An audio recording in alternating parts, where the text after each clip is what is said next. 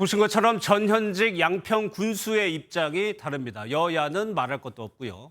국토교통부 출입하는 최윤영 기자와 정리 한번 해보도록 하겠습니다. 어서 오세요. 예.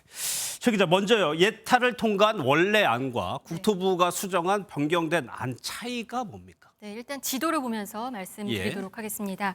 예타안 노선은 하남과 양서면을 잇는 길이 27km, 사업비 1조 7천억 원이 들고요. 분기점 JC 3개와 나들목 IC 3개가 생기고 한강을 건너는 다리는 2개입니다. 그리고 대안 노선은 강상면을 연결하는 데 길이 29km, 그리고 사업비 1조 8천억 원.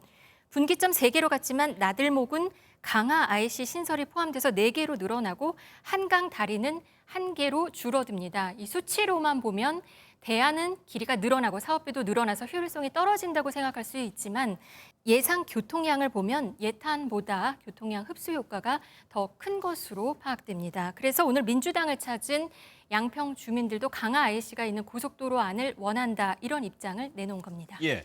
그러면 주민들은 국토부 대안을 더 선호한다, 이렇게 봐도 되는 거예요? 오늘 민주당을 찾은 주민들이 양평군을 다 대표하는 것은 아니지만 일단 강화 IC가 만들어지는 것을 주민 다수가 원하는 건 사실입니다. 예. 또 주민들 말을 들어보면 강상면으로 가는 대안은 불쑥 나온 얘기가 아니고 예타 통과 이후 고속도로에 대한 관심이 높아지면서 현지에서 많이 논의됐던 얘기라고 합니다. 예. 그런데 민주당에서는 이 대안 종점에 대해서 김건희 일가 땅에 있어가지고 그래서 변경했다, 이런 의혹을 제기하고 있는데 관련성이 좀 적다는 얘기입니까? 김건희 여사 일가의 땅 상당수가 1987년에 상속받은 겁니다. 다만 병산리 다른 땅은 2016년에서 19년 사이에 매입을 했고 양평읍 9개 필지는 2005년에서 2007년 사이에 김 여사 모친인 최은순 씨가 매입했습니다. 상속받거나 오래전에 산 땅이 대부분이지만 2017년에 고속도로 계획이 본격 추진된 이후 그 무렵에 산 땅도 있는 겁니다. 예. 오늘 양평 군수는 이 땅값에 큰 영향이 없을 거란 취지로 얘기를 했는데 이 강상면 종점으로 하면 땅값의 영향 어떻게 봐야 돼요? 일단 대한고속도로 노선이 찍혀 있는 종점을 보면 그게 예. JC 분기점입니다.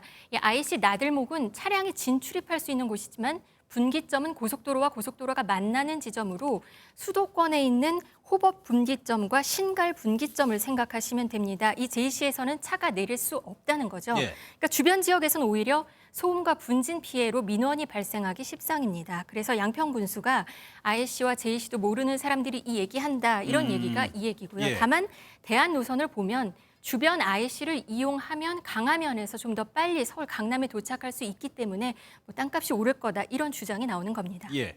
대통령실은 오늘 이 문제는 국토부가 논의할 사안이라고 정리를 하긴 했는데 네. 그러면 앞으로 국토부는 어떤 절차를 밟게 됩니까? 국토부 관계자는 일단은 중단이고 백지화가 될 수 있는지는 현재 검토 중이라고 했습니다. 이 사업이 재개돼도 남한강을 사이에 둔 강남 강북 간 분쟁이 예상되는 데다 원안으로 할지 변경안으로 할지에 대해서 주민들의 이해도가 갈리기 때문에 앞으로 걱정입니다. 예.